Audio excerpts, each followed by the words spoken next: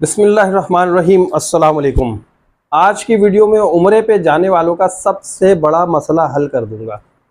अब अगर मसले का हल मिले या ना मिले, लेकिन आप लोगों को जब ये सारी बातें पता चल जाएंगी तो उसके बाद आप लोग बहुत सारे सवालात करने के काबिल हो सकेंगे और अपना हक हासिल करने के काबिल हो सकेंगे। एक बहुत बड़ा इशू है जो कि बहुत कॉमन है, बहुत ज़्यादा होता है, ट्रैवल एजेंट्स की तरफ से होता है, किसकी तरफ से होता है, इसके पीछे पूरी चेन कहाँ तक जाती है, ये सारी बातें मैं आपको आज की वीडियो में बताऊंगा। हो सकता है कि शायद इससे पहले आपने कोई ऐसी वीडियो नहीं देखी हो। बहुत सारे ट्रैवल एजेंट्स जो है इस वीडियो के बाद नाराज़ हो जाएंगे और बहुत सारे जो फेयर वर्क करते ना वो खुश हो जाएंगे। भाई क्या होता है, आप जब यहाँ से उम्रे का पैकेज बुक कराते हैं और बुक करा के पहुँचते हैं मक्का अल मुकर्रमा कि भाई हम यहाँ से जद्दा पहुँच गए, जद्दा से मक्का चले गए, भाई अब हमें होटल मिलना है।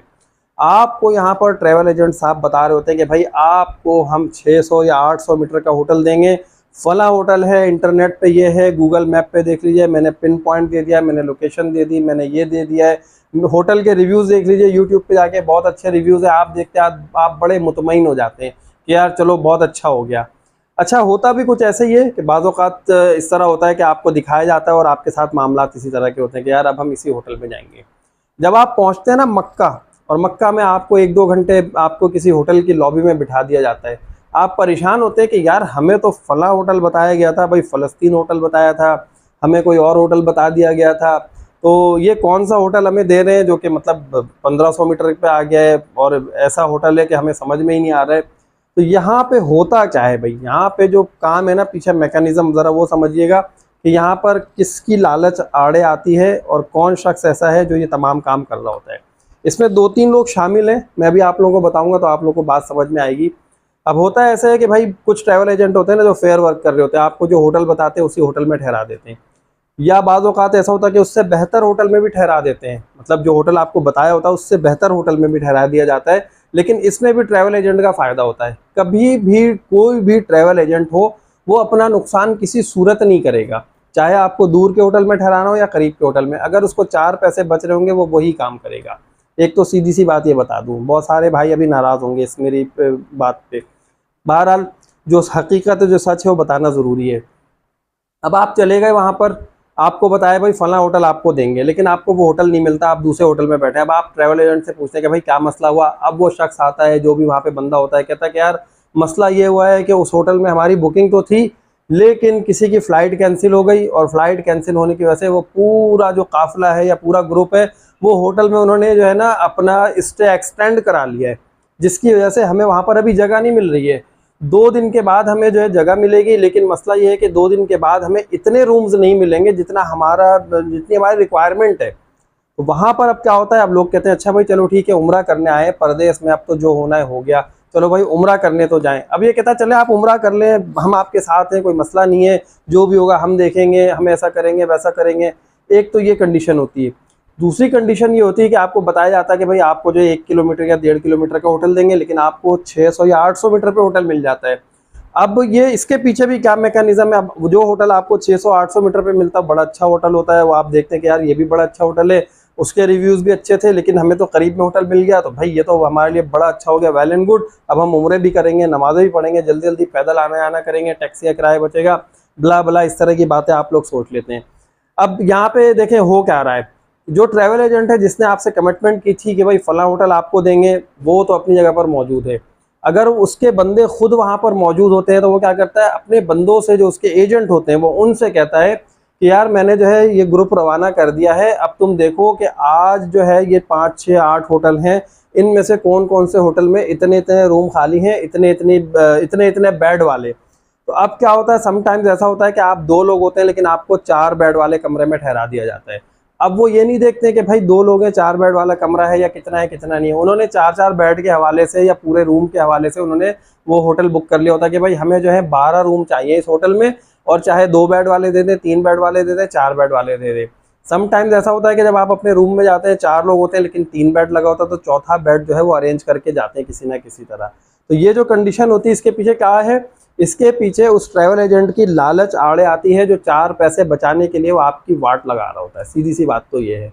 दूसरा कौन होता है, वो एजेंट होता है जिसे कहा जाता है, जो वहाँ पर मौजूद होता है मक्का में या मदीने में, वो क्या करता है भाई, उसे पेमेंट कर दी जाती है। मतलब वो ट्रैवल एजेंट का बंदा नहीं होता है, वो इंडिपेंडेंट बंदा होता है। वो काम यही कर रहा है फ्रीलांस के, भाई आप मुझसे होटल बुक कराएं और मैं आपको होटल बुक करके दूंगा। अब ट्रैवल एजेंट ने क्या किया भाई, फला होटल के हवाले से उसको पेमेंट कर दी कि भाई आप जो है 5,000 रियाल ले लें और 5,000 रियाल में इतने इतने होटल हमारे, इतने इतने कमरे बुक कर दें, इतने लोग आ रहे हैं। अब वो 5,000 रियाल अपनी जेब में रख के ढूंढ रहा होता है कि 4,000 रियाल में मुझे कौन से होटल मिल सकते हैं इसमें।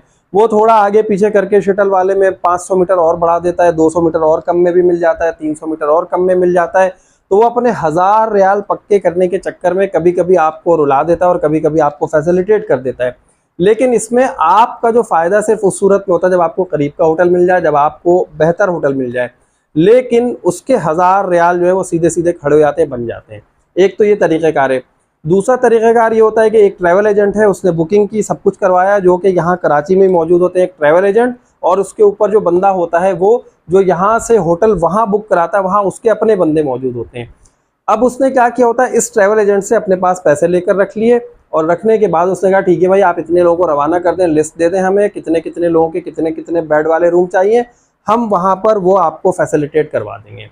अब ये जो बंदा होता है ये पैसे अपने पास रोक कर बैठा होता है, जो बीच में होता है। ट्रैवल एजेंट का कसूर नहीं है। अब कसूर किसका है? उसका है जिसके ऊपर ट्रैवल एजेंट ने भरोसा किया होता है। अब वो शख्स पैसे यहाँ पर रोक कर बैठ जाता है, और रोकने के बाद क्या करता है कि आराम से बैठा रहता है कि भाई इतने लोग पहुंच रहे हैं। अब वो अपने उन लोगों से राब्ता करता है जो उसके अपने लोग मौजूद होते हैं, या जो वहाँ पे थर्ड पार्टी मौजूद होती है जो ये फैसिलिटेट कर रहे होते हैं ना, कि भाई बहुत सारे लोग हैं जो होटल ही प्रोवाइड कर रहे होते हैं। तो वो उनसे कहता है कि यार फला फला ये काम कर दो, ये करा दो, तो हम जो है आपको इतनी पेमेंट कर देंगे। अब यहाँ पर वो शख्स जो वहाँ पर बैठा होता है वो ये कहेगा कि भाई 5,000 रियाल में नहीं, 5,500 रियाल में ये होटल मिल रहा है, या तो आप 500 रियाल हमें एक्स्ट्रा दे दीजिए तो फिर हम ये काम कर देंगे, नहीं तो फिर ये नहीं हो सकता। वो कहेगा यार तुम एक काम करो, इस होटल को छोड़ो, कोई इससे कम वाला होटल दिला दो जिसमें जो है ना इतने में ही हमारा वारा आ जाए। अब वो क्या करता है 500 या 1,000 रियाल यहाँ से बचाता है इस ग्रुप से जो बंदा वहाँ मौजूद होता है, और दोबारा से आपको किसी अच्छे होटल में या किसी और दूर के होटल में आपको भेज देता है। तो ये जो होता है ये किसका कसूर होता है? पहला कसूर एक तो ट्रैवल एजेंट का भी हो सकता है, दूसरा कसूर उसका होता है कि जो बंदा वहाँ पर मौजूद है, तीसरा कसूर उस थर्ड पार्टी का, और चौथा जो बंदा है यहाँ पर वो होता है जो कि ट्रैवल एजेंट ने जिसके ऊपर यहाँ पाकिस्तान में भरोसा किया होता है। तो इस तरह से आप लोगों के होटल आगे पीछे होते हैं और यही तमाम लोग जिम्मेदार होते हैं। लेकिन इसमें जो सबसे ज़्यादा जिम्मेदारी आती है वो उस ट्रैवल एजेंट की आती है कि भाई अगर किसी के साथ ऐसा मिसहैप हो रहा है, कोई मिसलीडिंग हो रही है, कोई मिसकमिटमेंट हो रही है, तो वो उन तमाम हाजियों को, उन तमाम मोतमरीन को फैसिलिटेट करे कि भाई आपके साथ ये परेशानी हुई थी तो हम आपको ये फैसिलिटेट करते हैं। समटाइम्स ऐसा होता है कि मक्का जाते ही आपको वही होटल मिल जाता है, आप उसी होटल में स्टे करते हैं, मदीने जाते हैं वापस आते हैं होटल चेंज। समटाइम्स ऐसा होता है कि मक्के में आपको जो होटल बताया जाता है वो नहीं मिलता है, लेकिन आपसे ये कमिटमेंट की जाती है कि मदीने में वही होटल मिलेगा, आपको मदीने में वही होटल मिलता है। वापस आते हैं तो भाई आपको वो होटल वापस मिल जाता है कि जिसका आपको पहले बताया होता है। मतलब घूम फिर के कहानी आगे पीछे हो जाती है। जब आप थोड़ा सा ट्रैवल एजेंट को बातें सुनाते हैं, आप ये बताते हैं कि भाई हम जाकर अभी कंप्लेन कर देंगे, बल्दिया में, नुसुक में कंप्लेन कर देंगे कि आपने हमारे साथ मिसकमिटमेंट की है, तो वो ट्रैवल एजेंट इस डर से कि भाई ऐसा ना हो कि हमारी जो शिरका है, जो कंपनी है, वो बैन हो जाए, उसको काम करने की इजाज़त उसका जो है वो कैंसिल कर दी जाए, तो वो इस डर से फिर आपको अच्छे होटल में भी ठहरा देता है, लेकिन उस अच्छे होटल में ठहराता है जहाँ उसके 4 पैसे बच रहे होते हैं। तो कभी भी ये मत समझिएगा कि ट्रैवल एजेंट जो है ना वो आपके साथ मुखलिस है, उसने बहुत अच्छा होटल आपको दे दिया है, बहुत अच्छा कर दिया है, उसने वहाँ पर या तो पैसे बराबर कर लिए हैं या बचा लिए हैं। 2 सूरतें हो सकती हैं। एक्स्ट्रा पेमेंट कभी नहीं देते। आप लोगों के साथ एक वीडियो में शेयर करूंगा इंशाल्लाह कि भाई आप लोग जो है 10 रियाल में और फ्री में और 20 रियाल में, 25 रियाल में ज़ियारतें कैसे कर सकते हैं। इंशाल्लाह आने वाली वीडियोस देखते रहिएगा ताकि आप लोगों को देना बहुत सारी इसी तरह की इन्फॉर्मेशन मिलती रहे। अभी की वीडियो आप लोगों को कैसी लगी है? बहुत सारे दोस्त नाराज़ होंगे, बहुत सारे दोस्त बहुत खुश होंगे, और नाराज़ होते हो खुश होते हो भाई कोई बात नहीं, 2 रोटी ज़्यादा खा लीजिएगा, लेकिन मैं सच बोलने से पीछे नहीं हटूंगा। उम्मीद करता हूँ आप लोगों को वीडियो समझ में आएगी, पसंद आएगी। अगर आप लोगों को वीडियो अच्छी लगी तो जल्दी से वीडियो को लाइक करें, चैनल को जिन दोस्तों ने सब्सक्राइब नहीं किया सब्सक्राइब कीजिए, और अगली वीडियो तक के लिए मुझे इजाज़त दीजिए। अल्लाह हाफिज़।